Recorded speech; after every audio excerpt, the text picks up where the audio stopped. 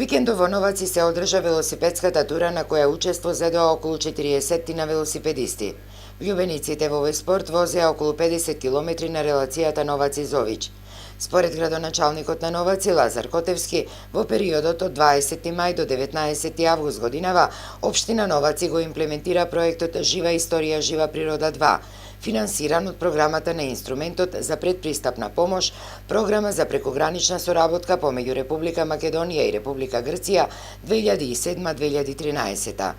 На оваа велосипедска тура му претходеше јавен повик за сите заинтересирани учесници, представници на велосипедски клубови, здруженија и љубители на велосипедизмот за учество на велосипедската тура за промоција на природните и историските патеки во општина Новаци.